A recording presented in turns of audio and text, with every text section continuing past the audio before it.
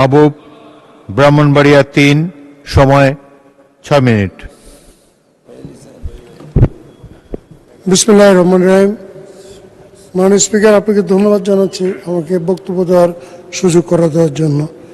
মাননীয় স্পিকার, বক্তব্যের শুরুতেই স্মরণ করছি শহীদ প্রেসিডেন্ট জিয়াউর রহমানকে, যিনি 1971 সালের 26শে মার্চ প্রথম প্রহরে সমগ্র দ্বিধাগ্রস্ত জাতিকে স্বাধীনতার ঘোষণার মাধ্যমে একত্রিত করে যুদ্ধে ঝাঁপিয়ে পড়ার অনুপ্রেরণা জুগিয়েছেন। মাননীয় স্পিকার, স্মরণ করছি শহীদ প্রেসিডেন্ট জিয়াউর রহমানকে, যিনি এক স্বাধীনতার যে মূল চেতনা, এক বহুদলীয় গণতন্ত্র, সেই বহুদলীয় গণতন্ত্রকে যারা হত্যা করেছিল, সেই বহুদলীয় গণতন্ত্র 1975 পট পরিবর্তনের পরে এই বাংলাদেশে কায়েম করেছেন। মাননীয় স্পিকার, মাননীয় স্পিকার, স্মরণ করছি শহীদ প্রেসিডেন্ট জিয়াউর রহমানকে, যিনি এই দেশকে একটি তলাবিহীন ঝুড়ি থেকে খাদ্য স্বয়ংসম্পূর্ণ দেশ শুধু নয়, মাননীয় স্পিকার, এই রেমিটেন্সের মাধ্যমে এই দেশের সমস্ত বেকার যুবককে কর্মসংস্থানের যোগাযোগ করেছিলেন এবং তৎকালীন সময়ে মাননীয় স্পিকার শহীদ প্রেসিডেন্ট জিয়াউর রহমানের সময়ে এই আজকের যে ইপিজেডের স্বপ্ন, সেই ইপিজেডের স্বপ্ন শহীদ প্রেসিডেন্ট জিয়াউর রহমান দেখেছিলেন এবং আজকের যে গার্মেন্টস শিল্প, যার মাধ্যমে দেশের অর্থনীতি দাঁড়িয়ে আছে, সেই গার্মেন্টস শিল্পে মাননীয় speaker back to back bonded ওয়্যার হাউসের মাধ্যমে এই গার্মেন্টস শিল্প বাংলাদেশে শুরু করে তৎকালীন লক্ষ লক্ষ বেকার মানুষকে মাননীয় স্পিকার কর্মসংস্থানের সুযোগ করে দিয়েছেন। মাননীয় স্পিকার, শ্রদ্ধাভরে স্মরণ করছি দেশনেত্রী বেগম খালেদা জিয়াকে, যিনি 1981 সালে শহীদ প্রেসিডেন্ট জিয়াউর রহমান নিহত হওয়ার পরে এই দলের বাংলাদেশ জাতীয়তাবাদী দলের একটি সংকট মুহূর্তে দায়িত্ব নিয়ে এই দলকে সুসংগঠিত করেছিলেন। মাননীয় স্পিকার, মাননীয় স্পিকার, শুধু তাই নয়, দেশনেত্রী বেগম খালেদা জিয়ার নেতৃত্বে মাননীয় স্পিকার আমরা সেই 80-র দশকে স্বৈরাচার এরশাদ বিরোধী আন্দোলন করেছি এবং এই আজকের আমাদের তৎকালীন সময়ে স্বৈরাচারের সেই 1986 নির্বাচনে মাননীয় স্পিকার আজকের যে আমাদের বিরোধী দলের বন্ধুরা এবং ফ্যাসিস্ট আওয়ামী লীগরা সেই নির্বাচনে অংশগ্রহণ করে সেই স্বৈরাচারী এরশাদকে বৈধতা দিয়েছিল। মাননীয় স্পিকার, কিন্তু আমরা দেশনেত্রী বেগম খালেদা জিয়ার আপসীর নেতৃত্বে সেই স্বৈরাচারী এরশাদকে হটিয়ে 1990 গণ অভ্যুত্থানের মাধ্যমে এই দেশে আমরা আবার গণতন্ত্র ফিরিয়ে নিয়ে আসছি। মাননীয় স্পিকার,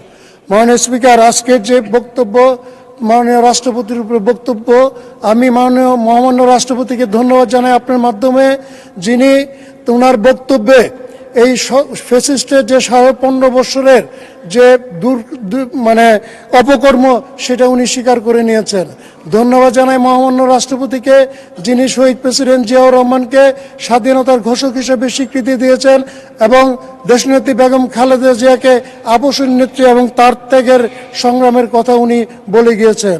এবং মাননীয় স্পিকার, মহামান্য রাষ্ট্রপতিকে ধন্যবাদ জানাই, যিনি ওনার বক্তব্যে এই ফ্যাসিস্টের 2001-এ যে দুর্নীতিতে চ্যাম্পিয়ন সেই কথাটি উনি বলে গিয়েছেন। মাননীয় স্পিকার, মাননীয় স্পিকার, আমি আজকে ধন্যবাদ জানাই আমাদের আজকের মাননীয় প্রধানমন্ত্রী এবং আজকের আমাদের সংসদীয় নেতা জনাব তারেক রহমানকে, যিনি 2011 সালে আমাকে উপনির্বাচনে মনোনয়ন দিয়েছেন, 2018-তে আমাকে মনোনয়ন দিয়েছেন এবং সর্বশেষ 2026-এর 12 ফেব্রুয়ারি নির্বাচনে মনোনয়ন দিয়ে এই সংসদে আসার জন্য সুযোগ করে দিয়েছেন। মাননীয় স্পিকার, মাননীয় স্পিকার, আমি ধন্যবাদ জ্ঞাপন করছি ব্রাহ্মণবাড়িয়া আমার সদর এবং বিজয়নগরের 8টি ইউনিয়নের জনগণকে, যারা 1,47,000 ভোটের ব্যবধানে আমাকে জয়ী করে এই সংসদে কথা বলার সুযোগ করে দিয়েছেন।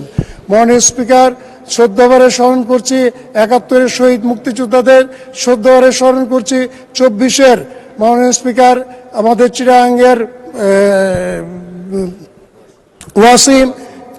ওয়াসিম, রংপুরের আবু সাইদ, ব্রাহ্মণবাড়িয়ার মুগ্ধ এবং ওমর সহ যারা শহীদ হয়েছেন তাদেরকে শ্রদ্ধাভরে স্মরণ করছি। মাননীয় স্পিকার, শ্রদ্ধাভরে স্মরণ করছি বিগত ফ্যাসিস্ট আন্দোলনের সময় ব্রাহ্মণবাড়িয়ার প্রায় হাফেজ মাসুদ সহ প্রায় 21 জন আলেম ওলামারা শহীদ হয়েছেন, তাদেরকে স্মরণ করছি। মাননীয় স্পিকার, মাননীয় স্পিকার, আমরা যে ব্রাহ্মণবাড়িয়া সদর এবং বিজয়নগর নিয়ে আমার নির্বাচনী 8টি ইউনিয়ন নিয়ে আমার নির্বাচনী এলাকা মাননীয় স্পিকার। বিজয়নগরের এলাকা মাননীয় স্পিকার, বিগত আমরা ঈদের সময় গিয়েছিলাম মাননীয় স্পিকার আমি নির্বাচনী প্রচারণা চালাতে। সেখানে মাননীয় স্পিকার সবারই একটি কথা, সেটা হলো মাদক। আমরা যদি মাদকের বিরুদ্ধে, মাননীয় স্পিকার আমাকে একটু 2 মিনিট বাড়িয়ে দেওয়ার জন্য অনুরোধ জানাচ্ছি মাননীয় স্পিকার।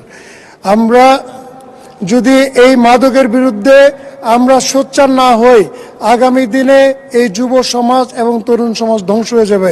বর্ডার থেকে মাননীয় স্পিকার প্রচুর মাদক আসছে মাননীয় স্পিকার। এই মাদকের যারা কারবারি, অধিকাংশ কারবারি হলো মাননীয় স্পিকার বিগত ফ্যাসিস্টের সময় যারা এই স্থানীয়ভাবে মেম্বার এবং চেয়ারম্যান নির্বাচিত হয়েছেন।